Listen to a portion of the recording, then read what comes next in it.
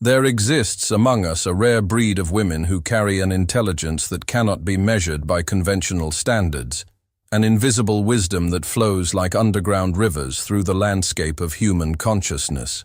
You know her when you meet her, though you might not understand why her presence shifts something deep within your chest, why her silence speaks louder than 1,000 words. This hidden form of intelligence has fascinated depth psychologists for generations, particularly Carl Jung, who recognized that certain women possess what he called a superior feeling function, a psychological capacity that transcends ordinary emotional sensitivity. These women don't simply feel more, they perceive through dimensions that remain invisible to most.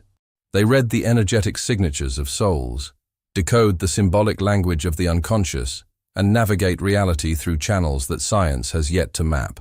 What you're about to discover will illuminate 6 traits that distinguish these spiritually intelligent women from those who merely perform spirituality or mistake emotional reactivity for authentic insight.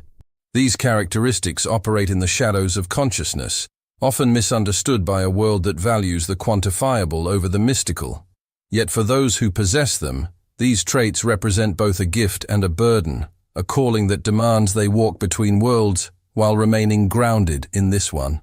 The first invisible trait reveals itself through their uncanny ability to read energies that others cannot perceive. When she enters a room, something shifts. The atmosphere changes, not because of what she does or says, but because of what she emanates. Jung understood this phenomenon through his concept of the feeling function when developed to its highest expression.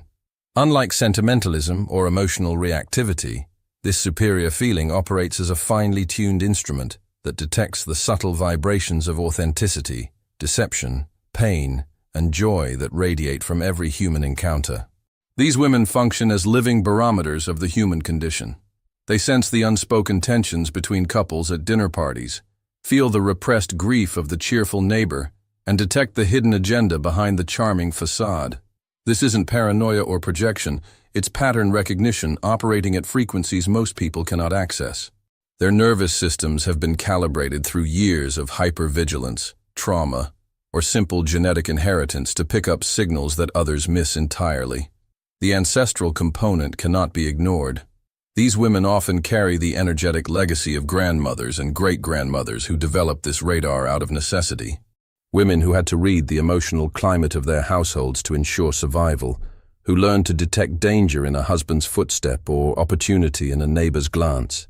This inherited wisdom flows through bloodlines like a river of knowing, surfacing in daughters who find themselves overwhelmed in crowds, exhausted after social gatherings, or strangely certain about people they've just met.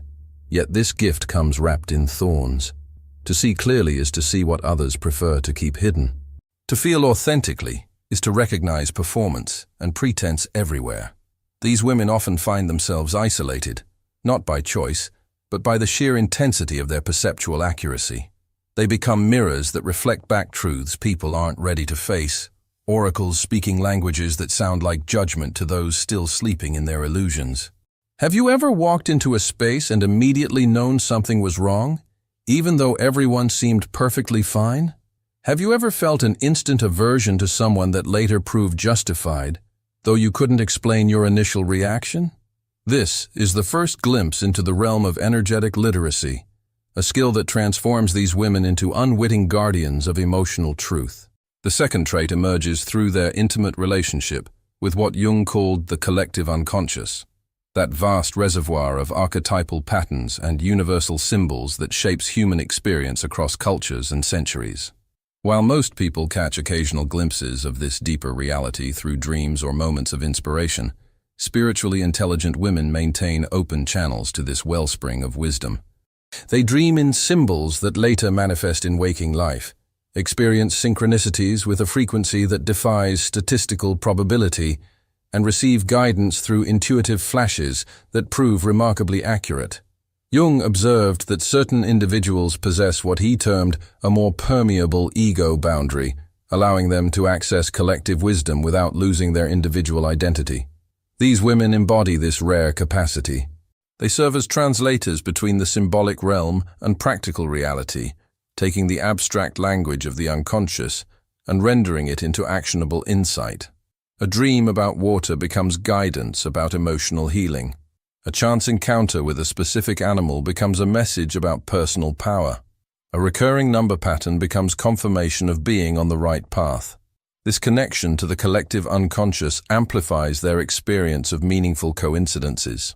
While others dismiss such events as random chance, these women recognize them as communications from the deeper intelligence that orchestrates reality behind the scenes.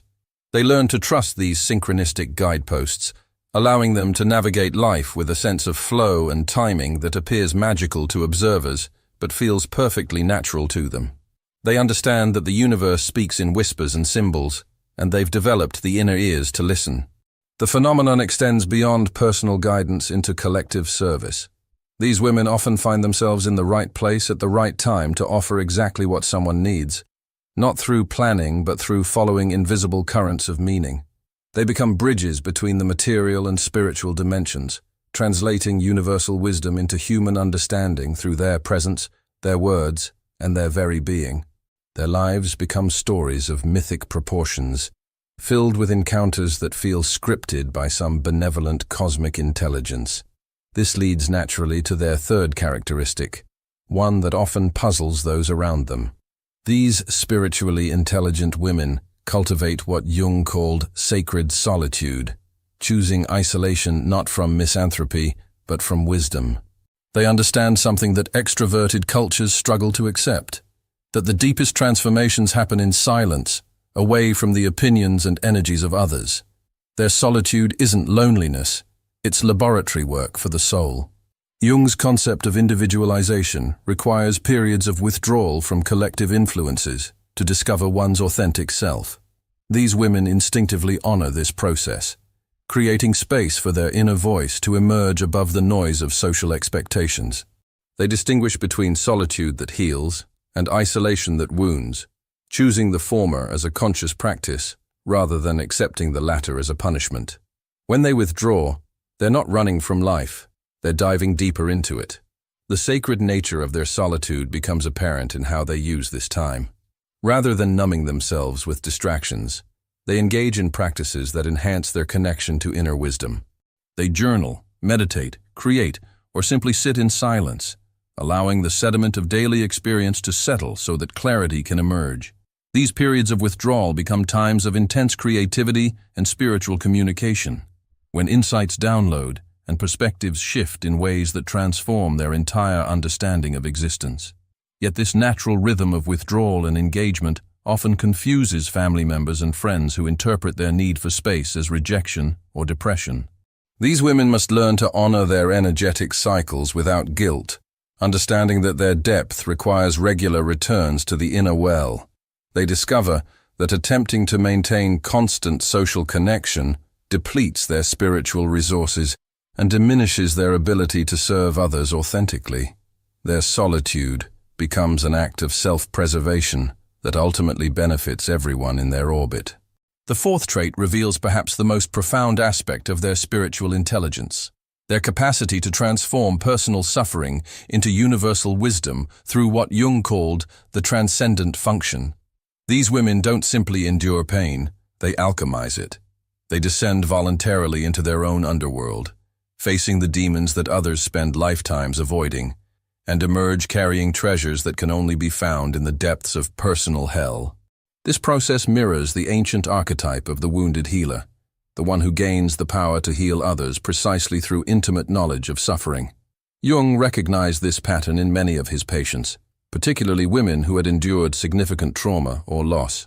Rather than remaining victims of their circumstances, they transformed their wounds into sources of compassion and insight that could serve the collective healing process. Their pain became their qualification, their suffering their certification as guides for others walking similar paths. The transcendent function operates by holding opposites in tension until a third possibility emerges. These women learn to embrace both their light and shadow, their joy and grief, their strength and vulnerability. Instead of choosing sides in the war between opposing forces within themselves, they become the sacred marriage of these opposites, giving birth to a new level of consciousness that transcends the original conflict. Their integrated wholeness becomes a beacon for others still struggling with inner fragmentation. This alchemical process requires tremendous courage and commitment to truth over comfort. These women must be willing to feel everything fully, to resist the temptation to spiritual bypass their pain through premature forgiveness or positive thinking. They learn that healing isn't the absence of wounds, but the transformation of wounds into wisdom. Their scars become sacred sites, pilgrimage destinations for their own souls, and eventually for others seeking similar transformation. The responsibility that comes with this wisdom cannot be understated. Once you've transformed lead into gold, once you've walked through fire and emerged refined rather than destroyed, you become accountable to the collective healing process. These women often find themselves drawn to serve as counselors, teachers, artists, or healers, using their transmuted pain as medicine for a wounded world. Their fifth characteristic manifests as a profound mastery of nonverbal communication, what Jung referred to as therapeutic presence. These women have learned to communicate through the quality of their being rather than the quantity of their words. They understand that silence can be more eloquent than speech, that presence can be more healing than advice, and that sometimes the deepest service they can offer is simply to witness another's experience without trying to fix, change, or improve it. This communication through presence operates on energetic frequencies that bypass the rational mind and speak directly to the soul. When they enter a space of suffering, their very being becomes a reminder that it's possible to survive the unsurvivable, to find meaning in meaninglessness, to discover light within darkness. They don't need to share their stories or offer platitudes. Their existence itself becomes proof that transformation is possible. Their relationship with language reflects this deeper understanding. When they do speak, their words carry weight and precision. They've learned that speech is a sacred act, that words have the power to create and destroy, to heal and wound. They choose their expressions carefully, preferring quality over quantity, depth over breadth. Their silence isn't emptiness, but fullness, pregnant with understanding and compassion. This economy of expression extends to their entire energetic output. They've learned to conserve their spiritual resources, understanding that their sensitivity requires careful management of where and how they invest their attention. They can afford to be generous with their presence because they've mastered the art of energetic boundaries, knowing when to open and when to close, when to give and when to preserve. People often comment on feeling better simply from being in their company, even during brief encounters. This isn't coincidence, but the natural result of their energetic sophistication. They've become tuning forks for higher frequencies, helping others remember their own capacity for peace, clarity, and wholeness through unconscious resonance rather than conscious effort. The sixth and final trait appears as their natural magnetism for sacred encounters and meaningful coincidences. These women don't actively seek spiritual experiences, they attract them. Their consciousness operates like a beacon for the mystical, drawing to themselves the people, situations, and opportunities that serve their soul's evolution and their service to the collective awakening process. What others search for, desperately, they receive as natural gifts.